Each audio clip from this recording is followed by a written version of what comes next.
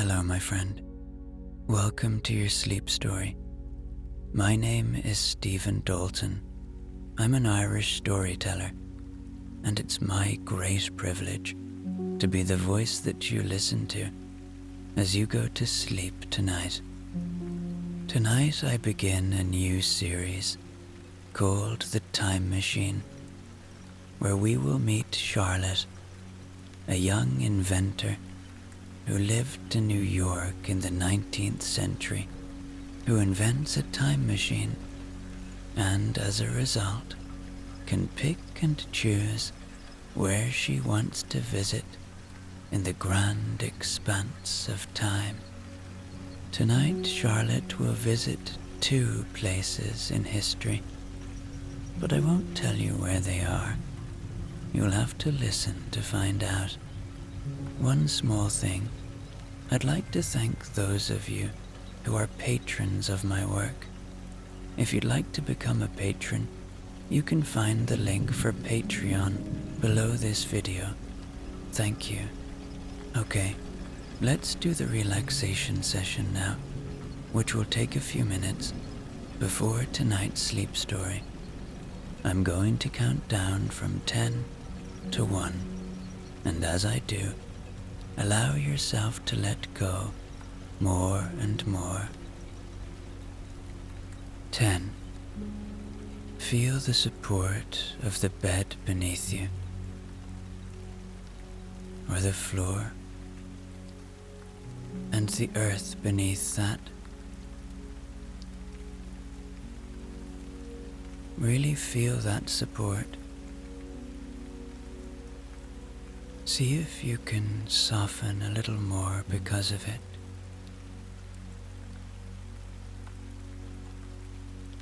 Really let go now.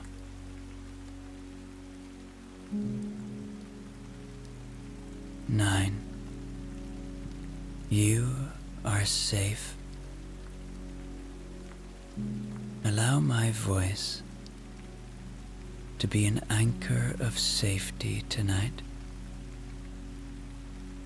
A guide that will only take you to safe places. Places of curiosity and joy and peace and hope, but above all, safety.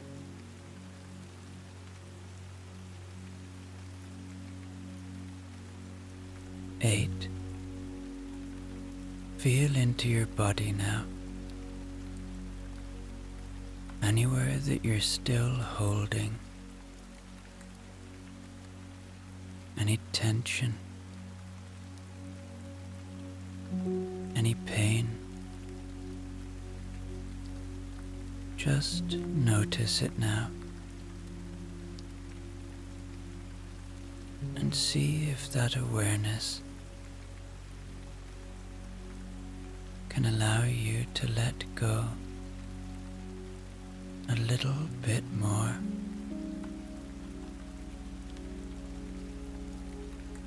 7. Peace lives within you. It is always there. It is not an occasional visitor. It is a constant friend. It's just waiting to be seen,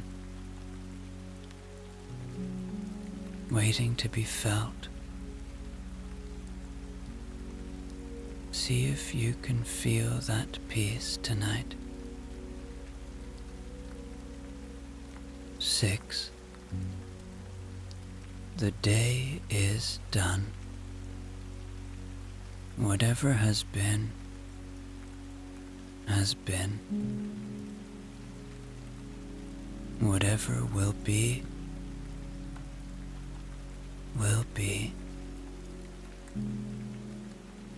Whatever thoughts you have about what has been or what will be. They don't serve you now. See if you can witness them arrive, and then gently let them go. Don't fight them. Watch them drift away like clouds floating through a starlit sky. 5. This is your moment. This is your time. You deserve rest. We all do. Allow that fact to help you settle into this moment a little bit more now. Know that you deserve this time.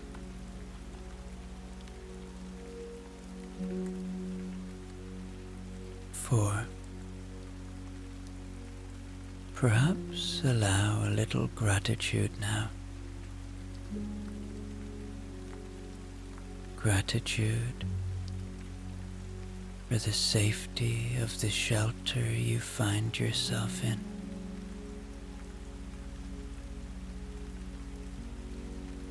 Gratitude for the simple things. Loved ones, health, the opportunity of rest.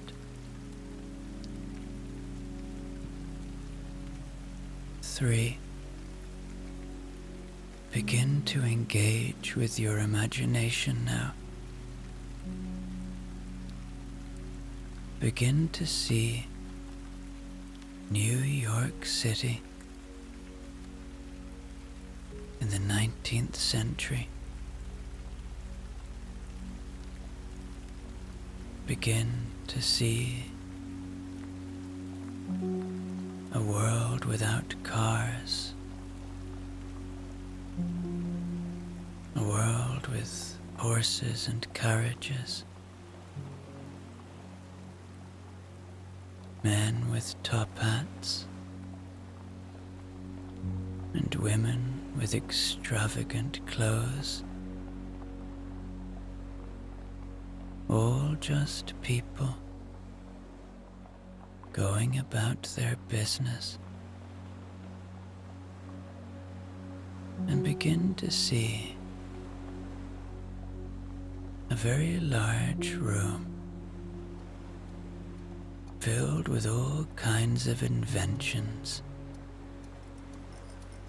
A cozy room, dimly lit and occupied by a very charismatic young inventor. 2. Feel into your body one more time now.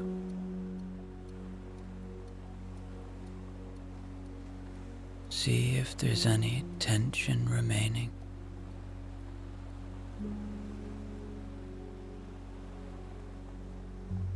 Anything you're holding on to.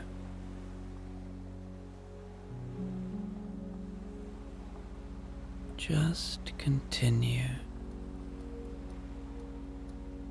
to feel the support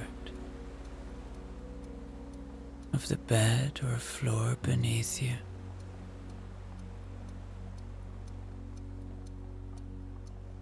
1. Completely letting go now. As I tell you tonight's sleep story.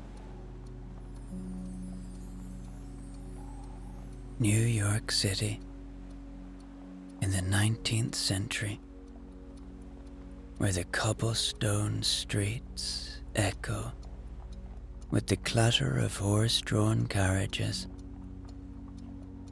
where the air is thick with the chatter of progress. And here lives a young woman named Charlotte Avery. Charlotte, with her keen intellect and boundless curiosity, is a rare presence in the scientific community. A brilliant inventor in a world still adjusting to the idea of women in academia. Charlotte's small, cluttered workshop is tucked away in the attic of a brownstone in Greenwich Village, a space filled with gears, papers, and the faint smell of burning oil from her many experiments. Charlotte's world is one of contrasts. Outside her windows, the city is a maze of soot and steam, men in top hats and women in bustled dresses hurrying along the busy streets. Inside, her sanctuary is a place of quiet thought and ceaseless invention. The walls are lined with books on physics, engineering, and the natural sciences. Here, under the soft glow of gas lamps, she spends her nights poring over diagrams and equations, her mind racing with possibilities that stretch far beyond the conventional boundaries of her time. Despite her youth, Charlotte has always felt a deep connection to history, a longing to experience the worlds she has only read about in her extensive library. Her fascination is not just with the technology of the past, but with the people and cultures that shaped those times. This passion, combined with her inventive spirit, leads her to her most ambitious project yet, a machine that can traverse the fabric of time itself.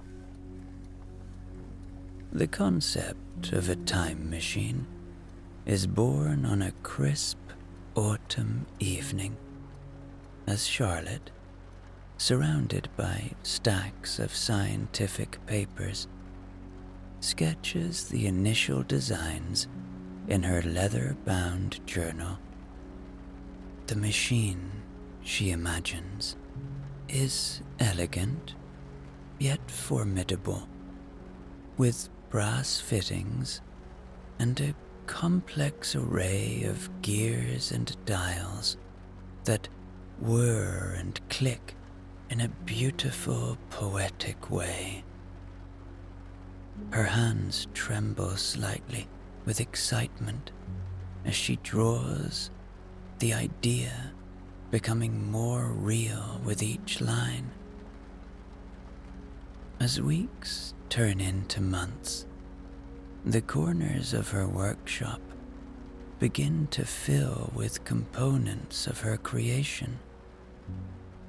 The heart of the time machine, a large circular platform with a high-backed chair at its center, is flanked by towering coils and glass tubes that flicker with the mysterious blue light of electrical currents.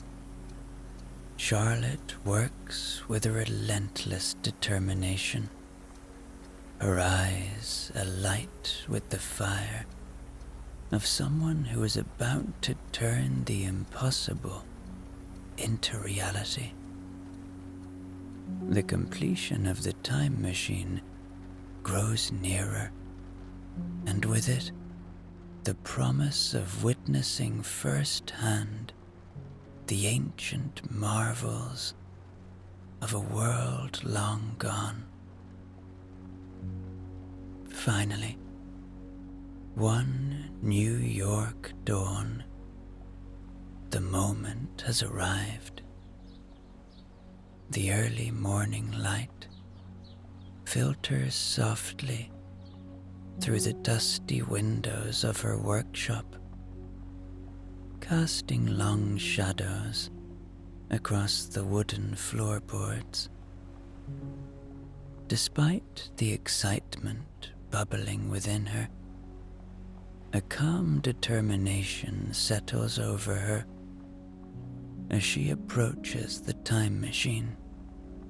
She dons a pair of leather gloves and adjusts her goggles, her heart beating a steady, anticipatory rhythm.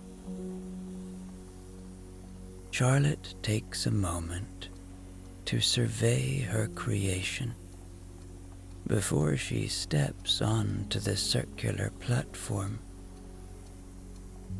The machine hums with potential energy.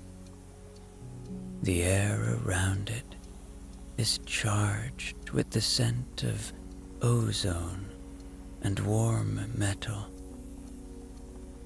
She carefully lowers herself into the high-backed chair at the center of the platform, her fingers tracing over the intricate array of levers and buttons that she has meticulously labeled with handwritten tags.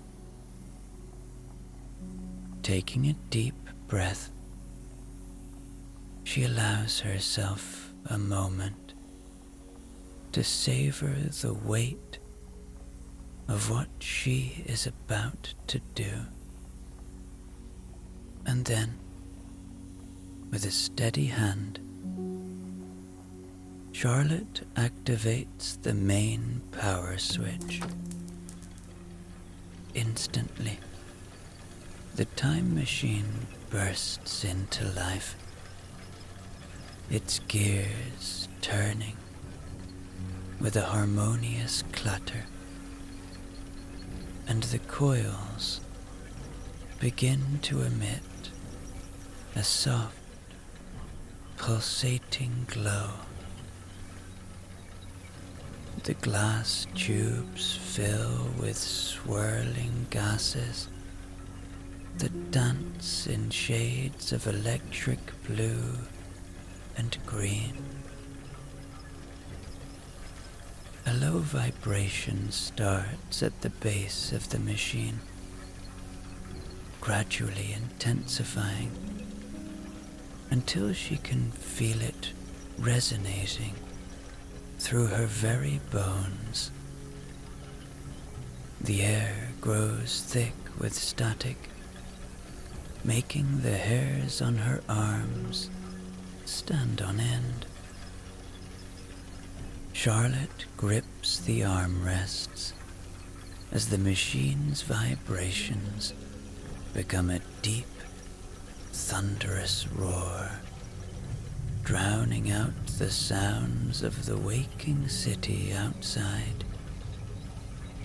Her heart races as she pulls down the lever that will initiate the jump to another time. Time seems to stretch and bend around her. The workshop blurs into a vortex of colors and shapes. She feels as though She is soaring, caught in a flux of unimaginable forces, and just as suddenly as it began, the tumultuous journey stabilizes. The sounds disappear, and the world beyond her goggles begins to come into focus once more. Charlotte sits breathless. She has just traveled through time. A profound sense of relief and silence envelops her. It is then that Charlotte realizes where she is in a world vastly different from the one she left behind. She is on the outskirts of a market in ancient Egypt, near the banks of the Nile. She can smell spices, dried fish, and the earthy scent of the river. It's a warm day in ancient Egypt, and all around her, people move with purpose, draped in linen garments that flutter lightly in the warm breeze. Charlotte, still in her 19th century attire, complete with leather gloves and goggles, is an obvious outsider. Yet, despite her strange appearance, the people around her don't seem threatened, merely curious. Their expressions a mixture of intrigue and bemusement. And from the crowd, a figure approaches her. A wise-looking woman, adorned in flowing robes, with a shimmering gold collar around her neck. Her eyes, lined with kohl, regard Charlotte with a knowing gaze. This woman knows Charlotte's purpose, and she reaches out with a warm, inviting hand. "Welcome, traveler from afar," she says, in surprisingly fluent English,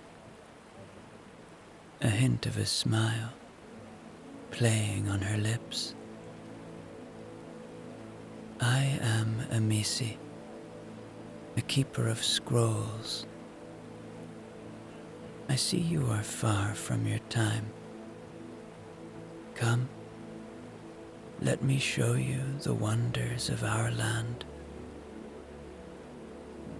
Grateful for the kindness and safety offered, Charlotte follows Amisi through the market.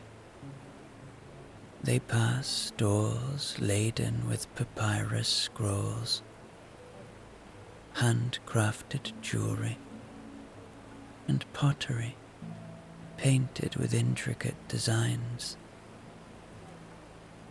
The sounds of bartering, the bleating of goats, and the gentle lapping of the Nile against the boats create a soundscape of everyday life in downtown ancient Egypt. Amisi begins to explain the significance of each item and practice, from the writing of hieroglyphics to the sacred rituals of the pharaohs. They spend the day exploring together, walking through a world vibrant with life and steeped in tradition. Amici takes Charlotte to see magnificent structures like the Great Pyramids, their limestone facades glowing in the sunset. They discuss philosophy, astronomy, and the medical practices of the time. But beyond all of this, Charlotte just loves to observe this world, these people. She thinks to herself that these people could just as easily be walking down the street in her time. It reminds her that we are all connected. And as the sun sets over the Nile, Amici and Charlotte sit by the riverbank. They sit on a woven mat beneath the spreading branches of a sycamore fig, the river flowing quietly nearby. Amici's voice softens as she prepares to share a tale that has been passed down through generations. Long ago, Amici begins, her eyes reflecting the fading light. There was a young scribe named Maritaman who was tasked with recording the history of our land. Maritaman was devoted to her work, capturing the deeds of pharaohs. Yet, she felt a deep longing within her, a thirst for a kind of knowledge that the scrolls and tablets could not quench. One day, while wandering along the banks of the Nile, Maritaman came across an old fisherman named Nebu. Nebu was known by the villagers as a man of silence, for he spoke rarely, choosing instead to listen to the wind, the water, and the sand. Intrigued by his reputation, Maritaman asked Nebu what he had learned from his many years of silence. Nebu looked at her with eyes as deep as the Nile itself and said, "True understanding comes not from seeking to conquer the world with one's knowledge, but from learning to listen to the voice of all things. The river has taught me patience. The wind has taught me resilience, and the sand has taught me humility. Each element carries a story, and each story is a piece of life's vast puzzle. Amici then pauses, allowing the story to settle in the cooling air.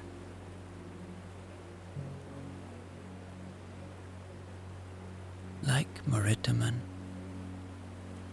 we are all scribes in the story of life, learning from everything around us. This tale reminds us to listen deeply, not just to other humans, but to the world itself.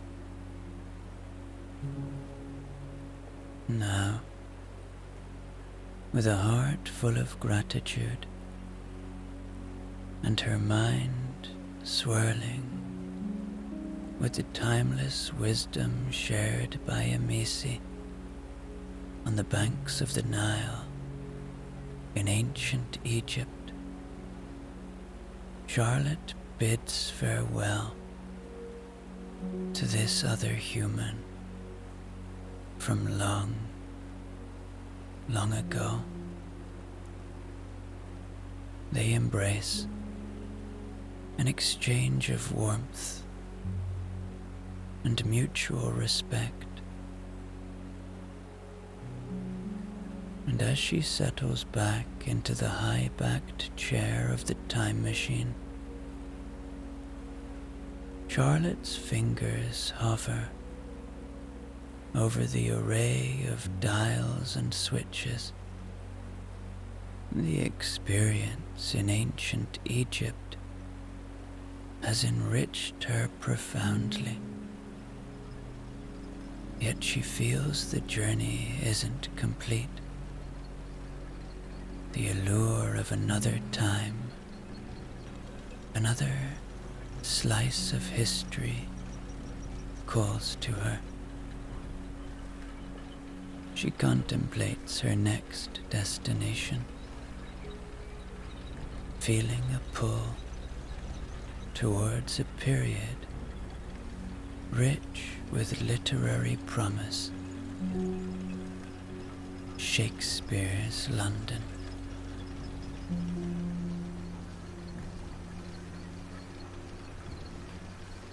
She adjusts the settings, tuning the dials to a time in the late 16th century.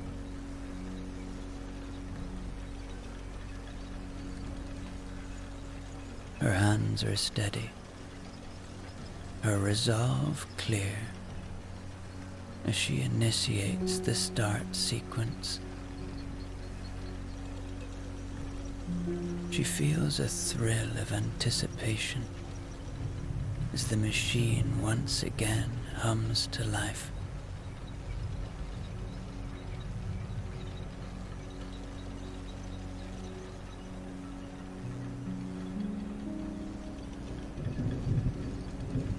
The transition is smoother this time, and Charlotte soon arrives into a very different world indeed.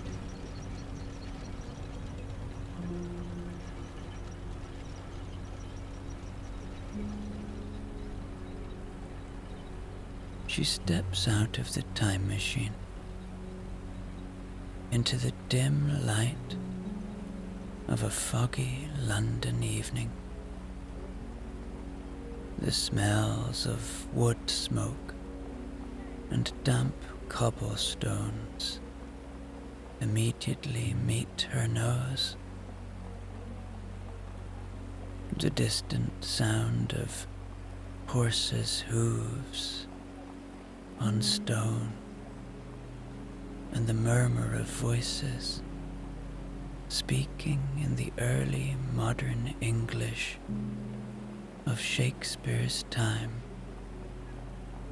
confirm her successful arrival. she finds herself in a narrow alleyway. The towering buildings of timber and plaster looming above, their windows flickering with candlelight. As she adjusts her clothing to better blend in, pulling a cloak around her shoulders, Charlotte feels the history around her. She feels safe here, though, and welcome somehow. She then emerges from the narrow alley into the broader streets of Shakespeare's London, and her senses are immediately bombarded with the sights, sounds, and smells of this great city. Before she can venture further, a figure steps out to greet her. He is dressed in the garb of an Elizabethan gentleman, a cloak draped elegantly over one shoulder, and a cap perched atop his head. "Good mistress," he begins, his voice laced with a curious inflection. "Thou seemst as one bewildered by the world, perchance lost in time as well as place." His words, though cryptic, carry an understanding of her true circumstance. He, like Amici, knows that Charlotte is a time traveler, a traveler out of her time. The man smiles, a glint of excitement in his gaze. "Fear not, for thou art not the first to wander thus. My name is Edmund, a scholar of sorts, and a friend to those who traverse the vales of years. Allow me to be thy guide in this great city." Edmund leads Charlotte through the winding streets of London, pointing out landmarks and explaining their significance. He talks of the Tower of London, where kings and queens have tread, and tragedians met their fate. He shows her London Bridge, lined with shops and commerce, and the Globe Theatre, a wooden O where Shakespeare's plays are performed to delighted audiences. Here in this city, Edmund explains, art and plague dance hand in hand, and the richness of human expression finds its pinnacle amidst the mire of human suffering. The people thou seest are survivors of nature's whims and the crown's harsh decrees. They pass by merchants selling exotic spices and fabrics, the rich mingling with the poor in the crowded market squares. Edmund speaks of the daily life of these people, their superstitions, their celebrations, the realities of their lives, and the ways that they find joy and community as the day transitions into night.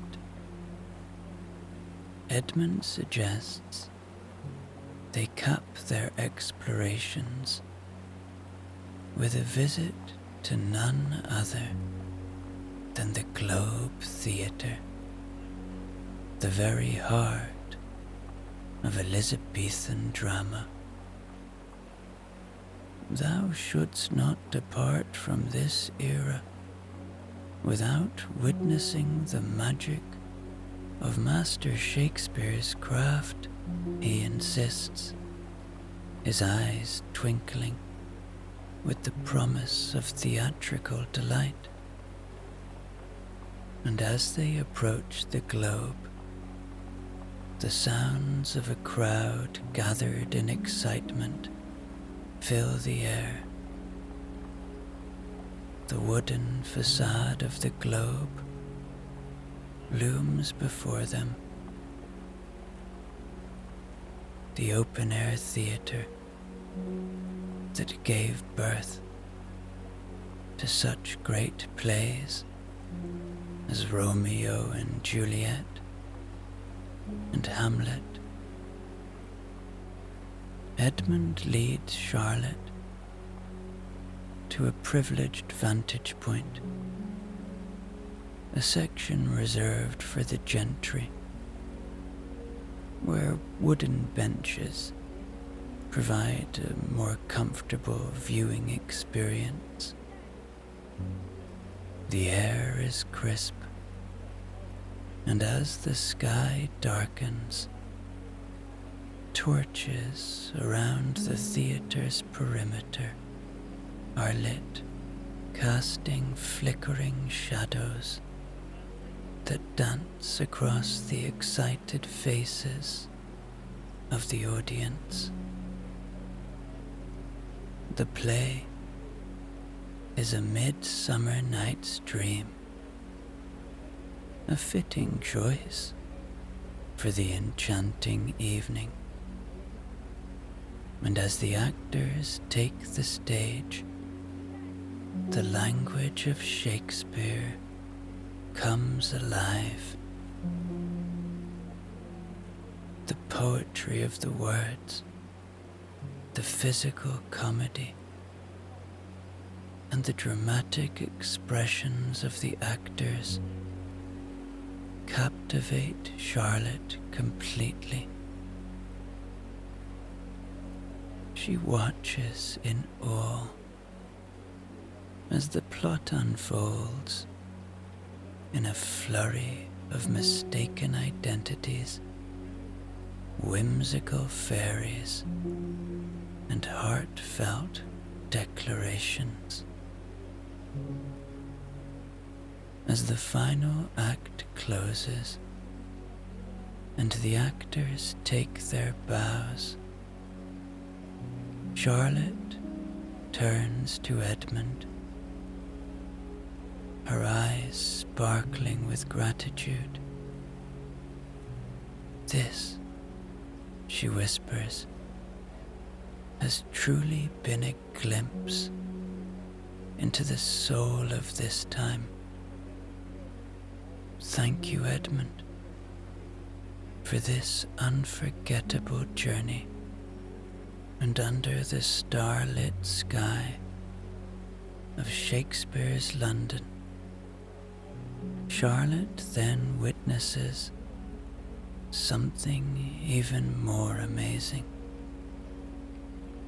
Shakespeare himself takes the stage and bows to the crowd in recognition of their thanks and applause. This, Charlotte thinks, has been a successful day of time traveling,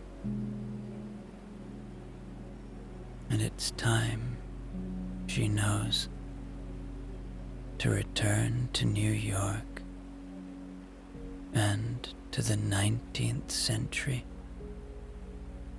Soon she is sitting in the high-backed chair. She gives Edmund a little wave goodbye. The familiar array of levers and dials greets her, like the cockpit of a well-known ship.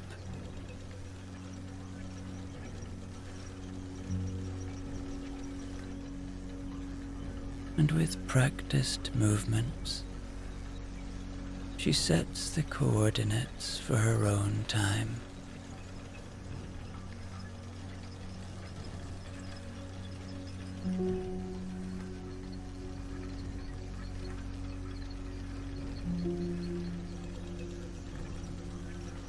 The machine whirs to life, and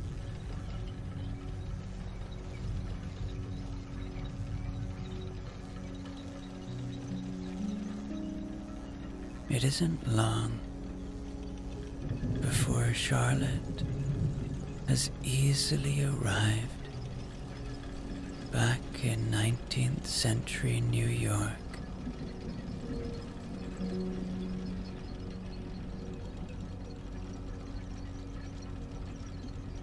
And as she steps out of the time machine, she wonders, was it all a dream? Then she reaches into her pocket and finds a little carved wooden pharaoh and a flyer in very old print announcing tonight's performance of A Midsummer Night's Dream.